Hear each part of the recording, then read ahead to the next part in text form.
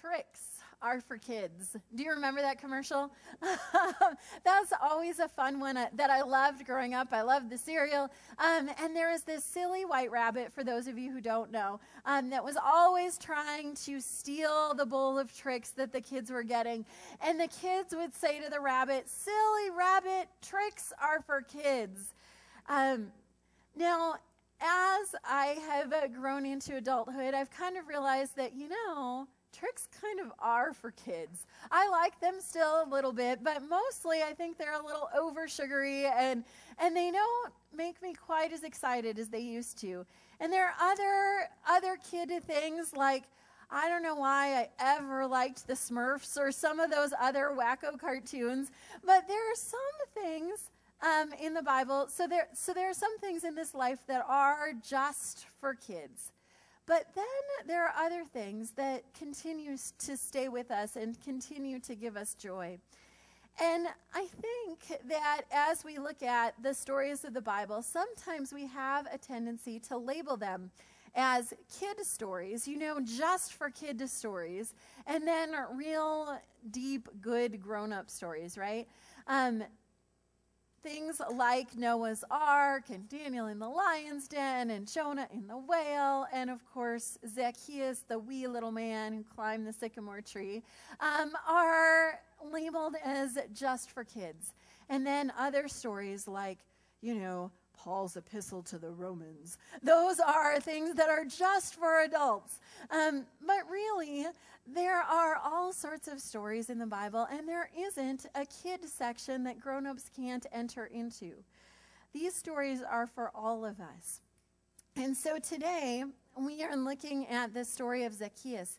And I want to unpack this story a bit and look at it carefully, trying to figure out what is it that Jesus was saying for us? Why did they throw this in here? Surely it wasn't just a commercial break for kids so that they could sing a cute little song. There's something in this story that we are called to pay attention to. And kids, this is for you too, but this is for all of us, really. So the first thing that we need to know about Zacchaeus, and the first thing that we're told about him, is that he was a tax collector, and that meant that he was very rich. Very, very rich. Now, tax collectors in the first century were much different than tax collectors today. They were not paid a salary per se. It wasn't that they got hired by the government of Rome to collect taxes or audit taxes, and then they collected a nice little salary, and people hated them because they didn't want to pay taxes.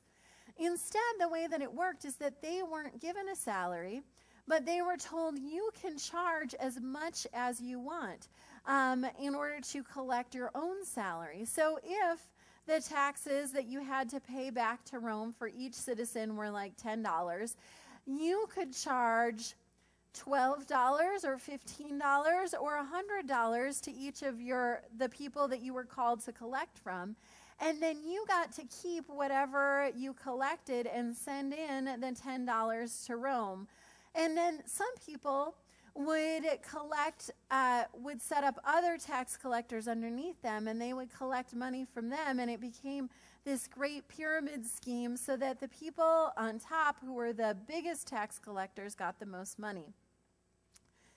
Zacchaeus, we are told, was a chief tax collector. So you can imagine that he had a lot of money. He was really good at this tax collection game, at trying to figure out the ins and outs of the system so that he ended up with the most money. Collecting not only from the peasants, but also from other tax collectors. And all of this is important because as we think about Zacchaeus' life, what it probably meant is that he had no friends. Not one person in town seemed to like him. I imagine that at his birthday and Thanksgiving and other holidays, he might have been able to dredge up a crowd or two to come to his house. You know, rich people are able to somehow get people to come to their house for big parties. But there's not a closeness of spirit. And I don't think that Zacchaeus had any friends, not any close friends that really trusted him, because he's always skimming from the top of other people. So no one is respecting him. No one is close to him. And he is, at this moment in our story, at this moment in the gospel, I think that he's feeling pretty desperate. He's feeling that he's missing something deep, because when Jesus comes, he acts desperate. We know that he's desperate because of the way he responds when Jesus comes into town. This rich tycoon, this wealthy man of the town, hears about Jesus coming, and he tries to go and see, but he can't because he's short. And so it says that he ran to the sycamore tree. Now, that's a detail that we mostly skip over, but the commentator said that's a huge thing. Men, especially dignified men, did not run in public. Running was kid stuff. It was something that you did only if you were a small child. Can you imagine Queen Elizabeth running and trying to catch up to someone or playing tag? Can you imagine a wealthy dignitary trying to run and catch up? It would make every news outlet if Queen Elizabeth started to play tag. And that was Zacchaeus too. No one ran to do anything. So he runs, and then, as if running weren't undignified enough, he climbs the sycamore tree, climbs a tree in order to see Jesus. Again, that's kid stuff. Grown-ups don't climb trees, but he climbed this tree because he was desperate. There was something in him that was deeply longing to see Jesus, desperate for the thing that only God could provide. St. Augustine, a church leader who lived about 400 years after Jesus, wrote, "You have made us for yourself, O Lord, and our hearts are restless until they rest in thee." We are restless. We are longing for something to fill that space in our hearts. We are desperate for God to come in and make our souls, put our souls at peace. We need to feel God's peace and God's presence. And Zacchaeus must have felt that. I don't know what the spark plug for that was, what it is that made him feel and realize that his life was lonely, or that he was perhaps laden with guilt for taking money from others, or maybe there was something else going on in his life. But something made him desperate for Jesus. And he was willing to go to ridiculous lengths to see Jesus. So Jesus then comes along, and he is not fooled by Zacchaeus' wealth and power. You see, sometimes we look at others and we think, oh, they have everything. They don't need a thing. Look at their car. Look at their house. Look at how pretty their children or grandchildren are. Look at how successful they are. Those people, they don't need anything. And I think people probably thought that about Zacchaeus. He seemed to be perhaps in charge and in control, and so people were happy to hate him and despise him and call him a sinner because they thought that he didn't need anything. But Jesus knows that there's a longing in his heart. Jesus knows what he's needing. And so Jesus stops, and he looks at him, and then he says, and I love this, he says, "Zacchaeus, come down here, for I must stay at your house today." I must stay at your house today. Not, I think it'd be grand if you let me come over. I think it would be a good PR move for you, Zacchaeus. He says, I must come and stay at your house today because I know you're broken. I know you're lonely. I know that you need what only God can give. And so he comes to Zacchaeus' house. And the people around, they grumble and they complain and they say, why is he going to the house of a sinner? And Zacchaeus has this radical shift, this huge change in who he was. He happily comes down the sycamore tree, and he welcomes Jesus into his home, and he promises that he is going to give half of his possessions to the poor. Now remember, he is not a mediocre, moderately comfortable person. He is a very wealthy man. He's going to give away half of his possessions to the poor. And then he's going to pay back anyone he defrauded 4 times as much. And we can assume that it wasn't like 1 or 2 people that he defrauded. It was probably a lot. And he is willing to pay back 4 times as much in order to give back. And Jesus says, today salvation has come to this house. Now, I want to make sure that we know that salvation didn't come to his house because he gave away all his money or he promised to. I think that Jesus notices the change in his heart. Jesus notices that this man who spent his whole career trying to get more money has suddenly decided that giving is more important than anything else. And so Jesus, seeing this change, Jesus marking that he's desirous to have, to welcome Jesus into his home, Jesus says, today salvation has come to this house. For the Son of Man has come to seek and save those who are lost. And here's the thing. Today our theme is generosity. And one of the ways and the reasons that we can be generous with others is because God has been generous to us. We spent a long time teasing out all of the possible ways that Zacchaeus may have been desperate, that he may have been lonely. And all of that is important because it marks the hole in his life and how good it was that God was willing to fill that.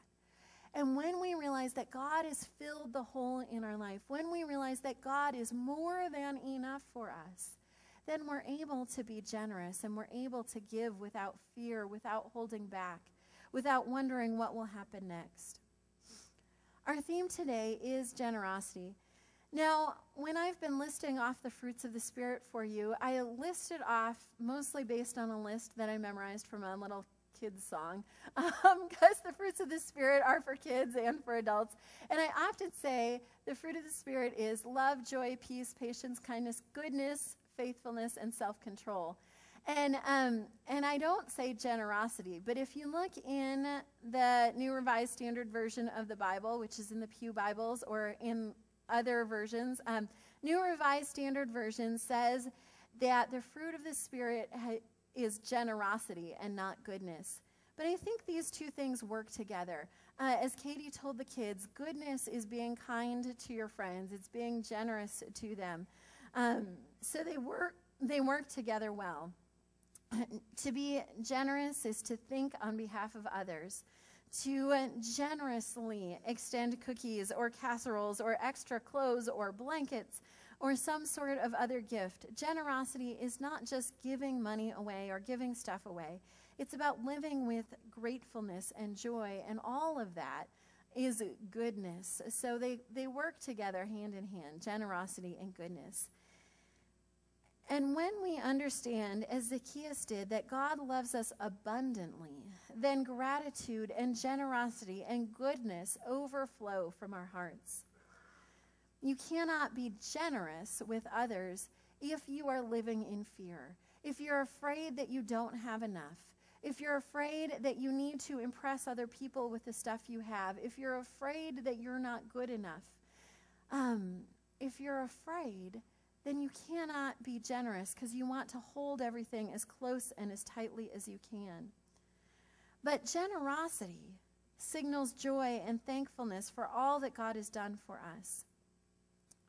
Now, in my training as a pastor, I've had to sit through several lectures on stewardship and how to lead stewardship in churches and how to help others want to give.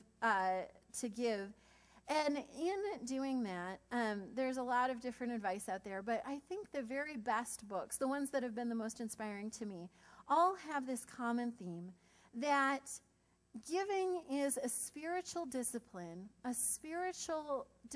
of importance because it teaches us it teaches our hands and our brain that God is more important than anything else we hold. When we see giving as not just like a duty of the church and something that we ought to do, but giving is an act of loving God, because it says, hey, God, this stuff that I have that I've been holding on to, I don't need it nearly as much as I need you. That's when generosity becomes a spiritual discipline and giving becomes important to who we are and what we do. That's when generosity and goodness become a fruit of the Spirit.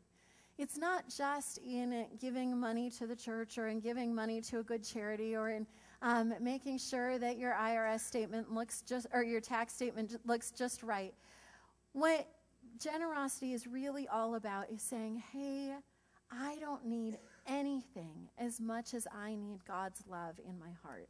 And that's what I see in Zacchaeus' story. As we look at this story, I think we can see in Zacchaeus all of the fruits of the Spirit, or most of them, embodied. We can see how Zacchaeus starts the story unloving, unkind, ungenerous, not at all gentle. The other people call him a sinner. But after his encounter with Jesus, he's generous. He's giving his possessions to the poor, paying back those he wronged. He is generous and kindness. He's loving toward God and toward others. He has happiness and joy. And when Jesus says, salvation has come to this house, I think he finally finds peace. So as we look at the story of Zacchaeus, as we think about what it means to be generous, let us have God's generosity flow from our hearts, because God has loved us enough to stop at our house and to bring us peace and salvation.